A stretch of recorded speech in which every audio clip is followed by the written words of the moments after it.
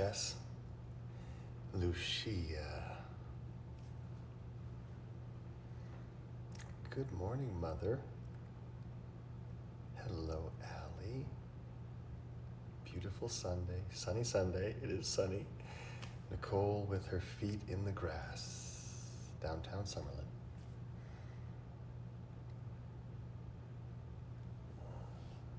Oh, I love you, Allie. Thank you. Thank you. Hey, Lori. Good morning. Good morning, Cindy.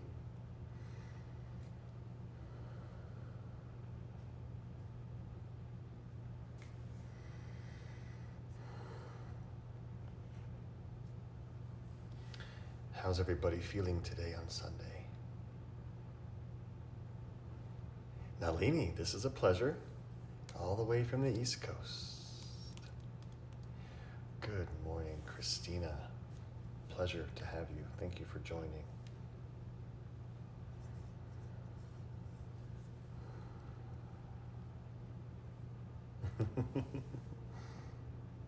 Oh, Allie, I know the countdown is on. I think today's 96. 6, 7, 8, 9. Yeah, today's 96. Yes, the countdown is on. It won't be goodbye. It won't be goodbye. It'll just be different. Change is inevitable. Nothing in the physical world lasts forever. Boy, are we all aware of that.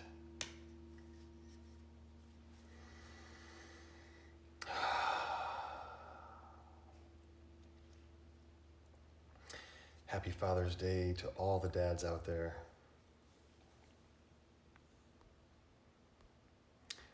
Hopefully everyone's sending some love to their dads. I get to take mine to his favorite Italian restaurant today because he's Italian.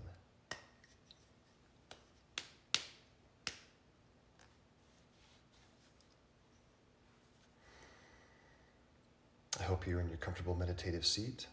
Hope you're feeling good and calm. Yesterday we started talking a little bit about the eightfold Ashtanga path of yoga as described in the Yoga Sutras of Patanjali. Hey Asal, good morning. So I want to talk more about that today. We'll do a few more of these. There's lots of juicy info and teaching contained in the Yoga Sutras. It really is a manual for life, and specifically the Eightfold Path gives you a sequential yet synonymous teaching. Sequential meaning there are 8 steps, but it's synonymous, not synonymous, simultaneous is what I meant to say. The steps are not to be practiced in sequence. When you master one, then you move to the other. That's not the intention. The intention is for you to take all 8 at once and work on all 8 steps in your life. The first 2 of which are the yoga off the mat teachings, the 10 commandments basically, in the context of yoga. So yesterday we dove a little bit into the yamas, which are the first 5 of the 10 commandments. Now today, the niyamas. So in Sutra 232, so we're halfway through the 2nd chapter, and I'm referencing this particular book called The Science of Yoga. There are many books on the Yoga Sutras. This is one of my favorites. Sutra 232 introduces niyama. So we have yama, niyama, asana, pranayama, pratyahara, dharana, dhyana, and samadhi. Those are the 8 limbs. So yama basically refers to ethics or morals. We talked about that yesterday. And today, niyama, which refers to the 5 disciplines, the 5 personal disciplines that develop our willpower that we do, the action steps in our life that support our journey towards enlightenment. So what are the 5 niyamas according to Patanjali? Purity, in Sanskrit, saucha. So purity comes in several variants.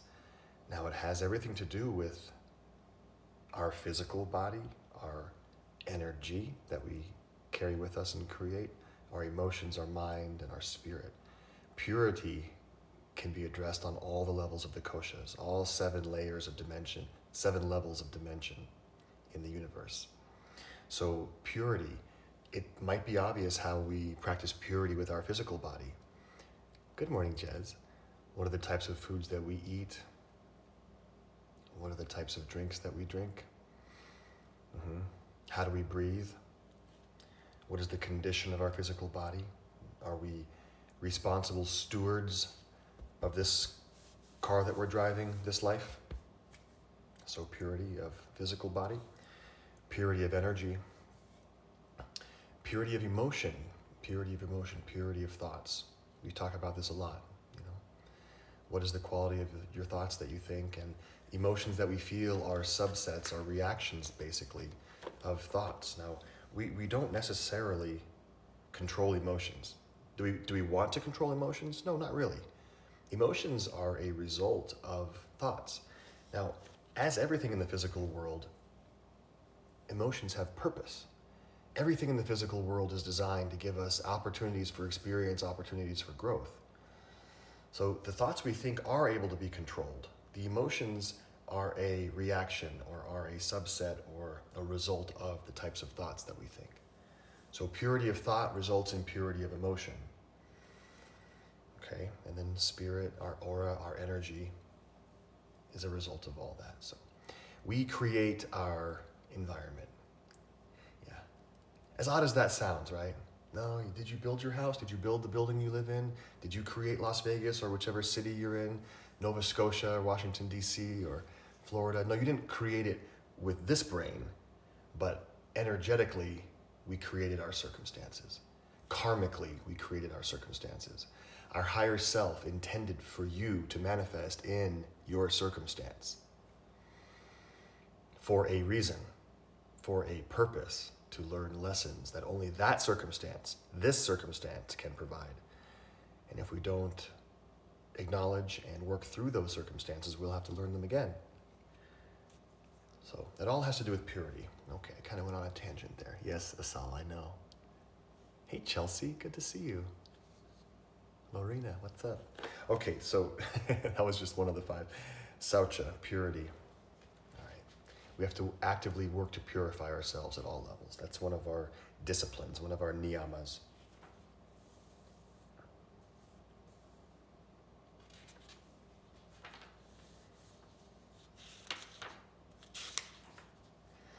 Contentment.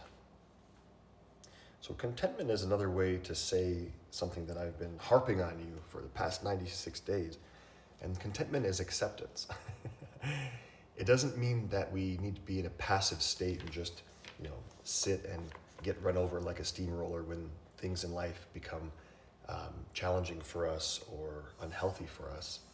Contentment means we need to accept what's happening and then actively work to modify it if modification is in fact necessary.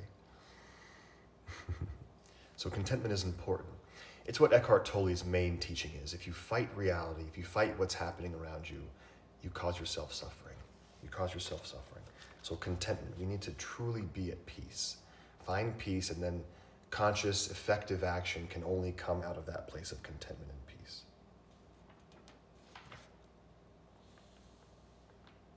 The Sanskrit word for contentment is santosha. Hey Patrick, what's up, man? Okay, tapas. We've talked about this before, tapas. Not the Spanish small dishes that we love to eat at Firefly.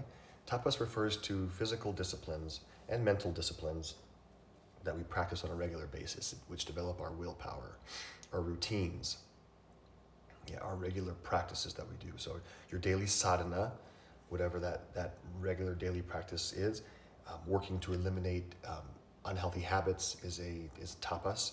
Working to change your habitual thought patterns that might not be helpful is tapas. So something in your life, preferably some things, need to be adopted on a regular basis, and the practice needs to be consistent and for a long time is the language used. A long time. Any practice that you adopt develops willpower, and that's tapas.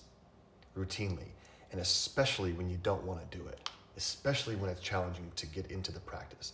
That's when it's most important.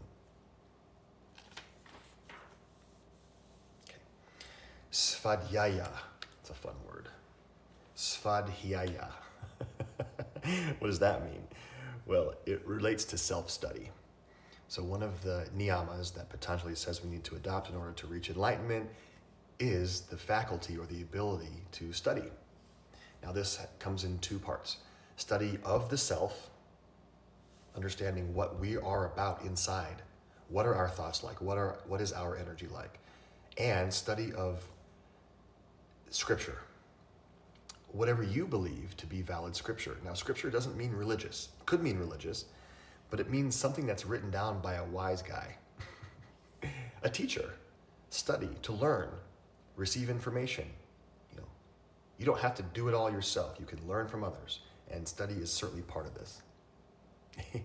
Today I wanted to sleep too, Lori. My alarm went off and I'm like, wow, is it really time to get up already? I felt the same way. So study is important. Self-study and study of external teachings. And the fifth niyama, and this has been something we've talked about before, the concept of Ishwara Pranidhana. Ishwara Pranidhana. So Ishwara is a unique word in Sanskrit, and it refers to a non-personified god or deity.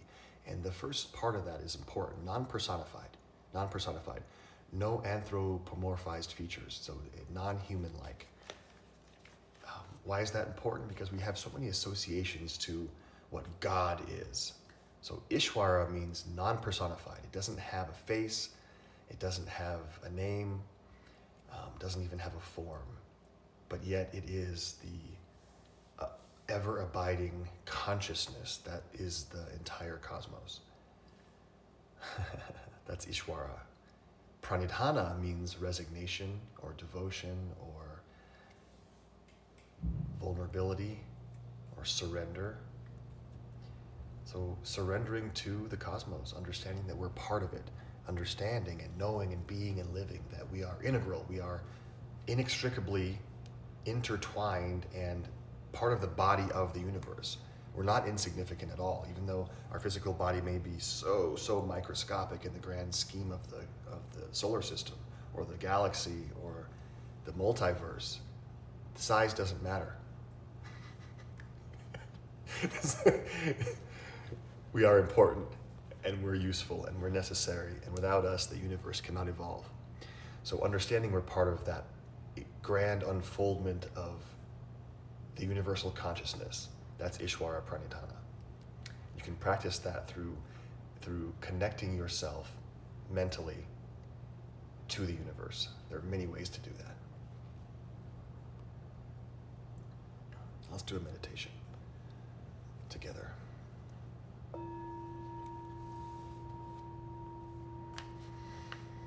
Okay, adjust your seated pose, please.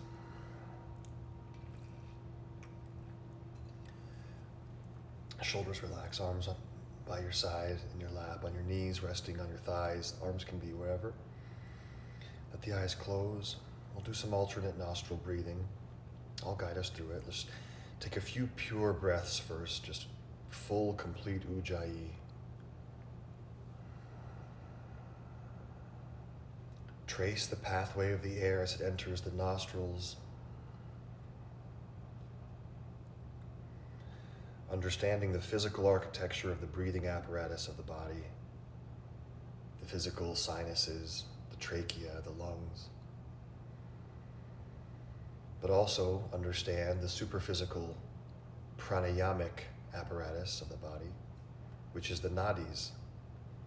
And remember that the nadis are not confined to the physical air passageways. The nadis correspond to energetic channels that move through the nostrils, up through the brain, then down the brainstem and crisscrossing down the spinal column. So if you can, this is where we trace the air pathway. Up through the nostrils, back into the midbrain, through the center of the brain, down the brainstem, and then all the way down to the base of the spine. That's the pathway of the breath we want to orient ourselves to.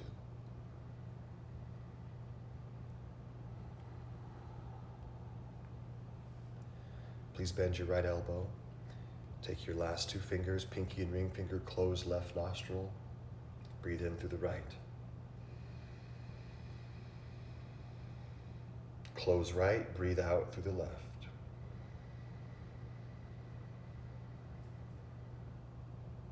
In through the left.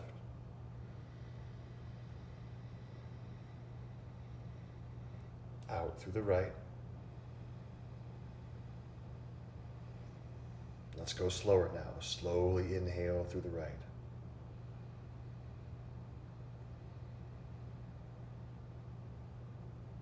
Slowly exhale through the left.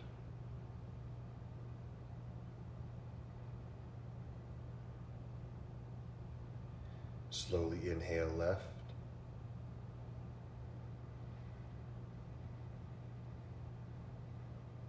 And exhale right.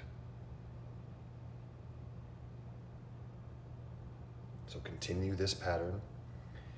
Try to slow it down even more, but we're taking full breaths. We're moving from empty lungs to full lungs. Being mindful to use the entire capacity of your lungs with each breath. Don't allow there to be any tensing of the shoulders or any lifting of the trap muscles. Keep everything relaxed. Shoulder blades melting down the back. Reorient your mind to this pranic flow entering each nostril, moving through the brain, then down the spine.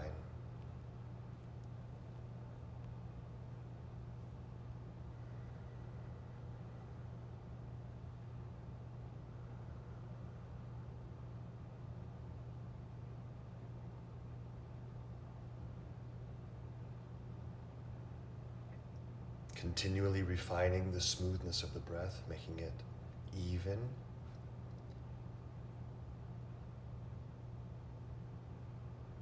Without any roughness, without any loud spots or quiet spots of the breath, make it all the same. Creating evenness and calmness of mind in the process. When you shape your breath, you shape the thoughts. When you shape the thoughts, we shape our emotions. When we shape our emotions, our energy becomes shaped.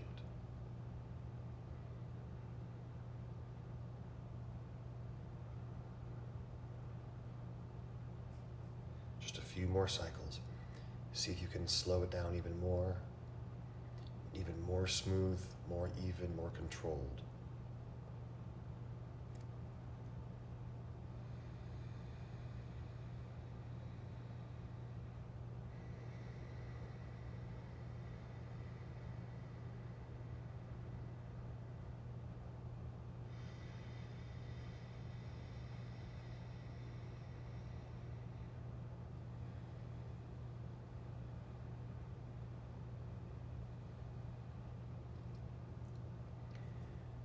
Keep lengthening the spine up. Keep more relaxation happening in every other area of the body. Finish up this last cycle.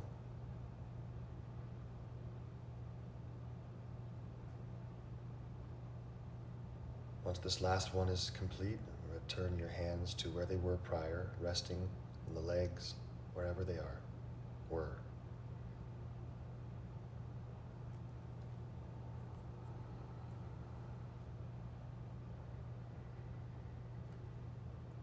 Now I'd like you to bring your attention to the pelvic floor, the perineum, the bottom of the torso, and lift the pelvic floor. This is the root lock, Mula Bandha, if you like.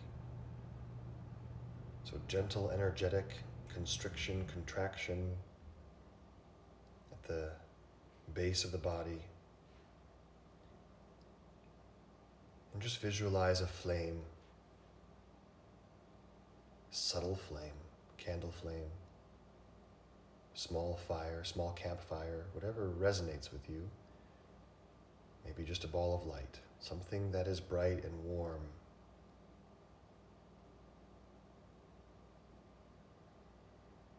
And from the root lock, move that light or flame to the base of the spine, the coccyx. This is the general location of the root chakra.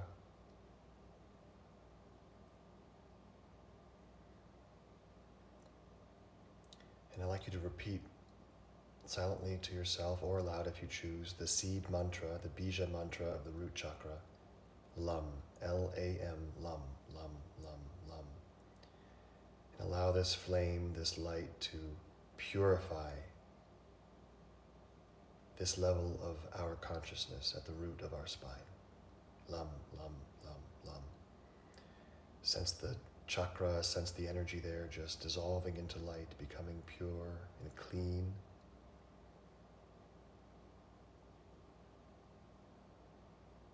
Muladhara chakra is becoming optimized, and then lift the flame or the fire or the light a few inches up the spine to rest at the level of the sacrum, which is the second chakra, Svadhisthana. So the water element is prominent here. This level of consciousness is becoming purified by the light, by the flame. See it dissolving into pure white light. The seed mantra is Vam, V-A-M, Vam, Vam, Vam, Vam, Vam. Vam, Vam, Vam. Purifying consciousness at this level.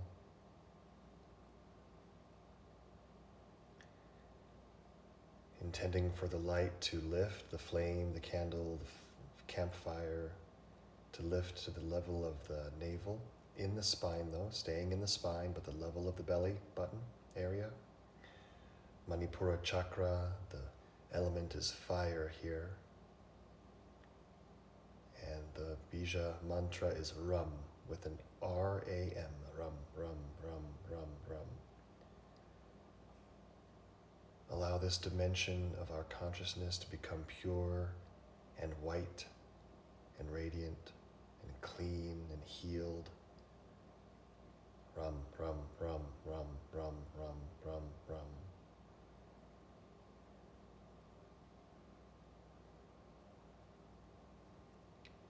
Moving upwards up the spine, the flame intelligently just elevates itself to the level of the heart. Anahata chakra, the element here is wind. Certain consciousness, qualities of consciousness here are becoming purified and cleansed and showered in white light. Yam, Y-A-M, yam, yam, yam, yam, yam, yam, yam.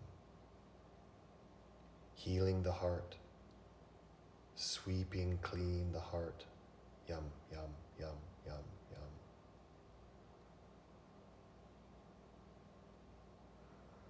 You may even feel a visceral reaction. You might feel tingles, feel the wind, feel the fire on the skin even. It becomes real the more you focus the mind. Yum, yum, yum. Lifting your energetic cleansing higher in the spine, into the throat, the level of Vishuddha chakra in the neck.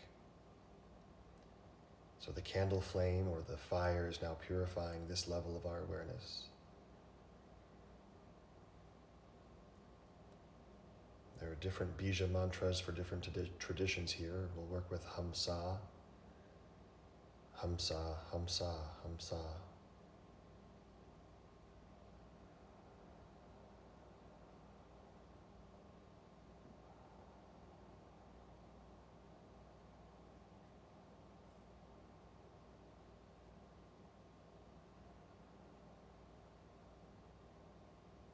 Purifying, cleansing. Now lift the flame even higher into the head, middle of the brain.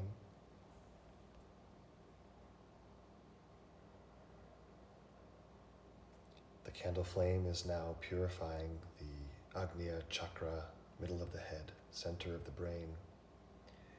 We'll stay with the same bija mantra here, Hamsa, Hamsa, just repeating to yourself.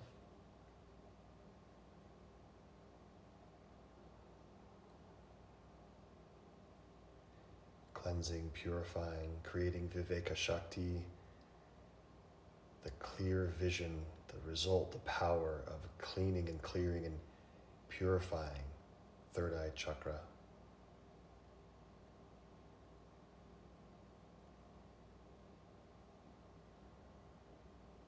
And And then finally moving to the crown of the head, Sahasrara chakra, pure consciousness, pure awareness, pure universal connection.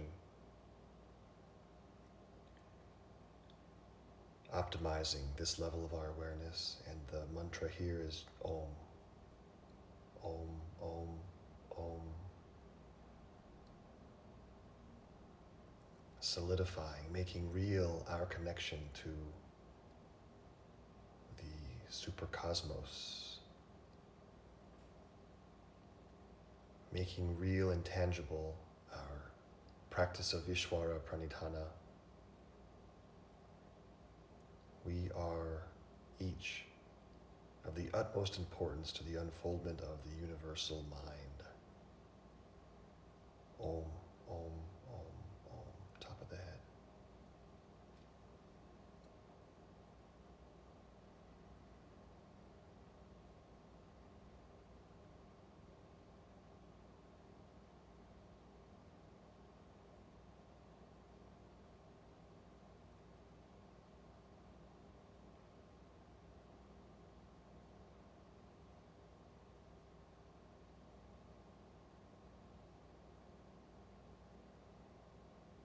Now we walk back down like a ladder, reestablishing calmness and clarity at each level of consciousness, moving back to the third eye, middle of the brain, establishing clear vision there, calmness there,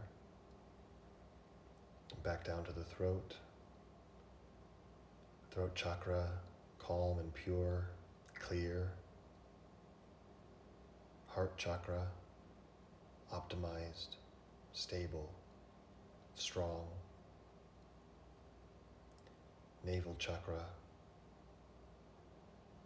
establish clarity at this level. Second chakra, top of sacrum.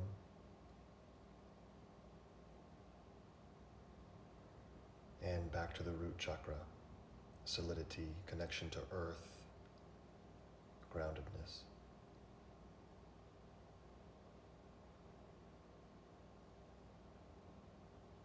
Take a sweeping inhale, move energy up the entire body. Exhale through the mouth.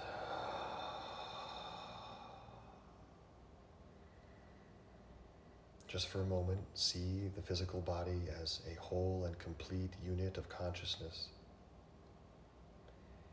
An integrated, complete, balanced, harmonized vehicle for expression in the world. A vehicle for experience in the world. And a vehicle for change in the world.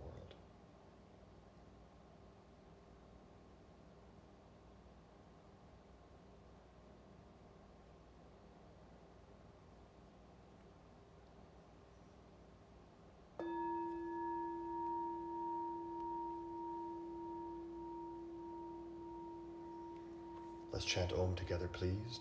Take one inhale and exhale to prepare.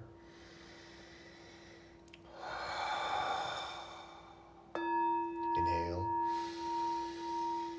Om.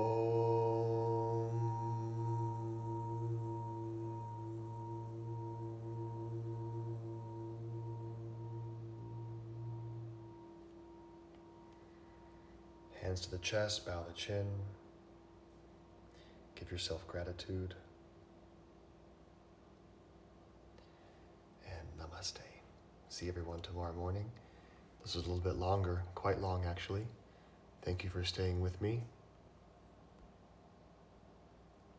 This is oh so important, practicing your meditation every day. It's our tapas, right? We're on our way towards enlightenment. One sadhana at a time. Ali, those are all the colors of the chakras. I just love you guys. Thank you. Thanks, Lorena. Can't wait to see your impersonation of that funny lady, Nalini. Thank you, Lori. Okay, everyone, have an absolutely exquisite Sunday and Father's Day. It's all about love and appreciation today. the strong father figures in our lives. Yeah, balanced chakras. Asal, do some handstands. You're getting strong. I saw your pictures. Can't wait to see you just nail it away from the wall. Nicole, see you soon. All right, everyone. Namaste.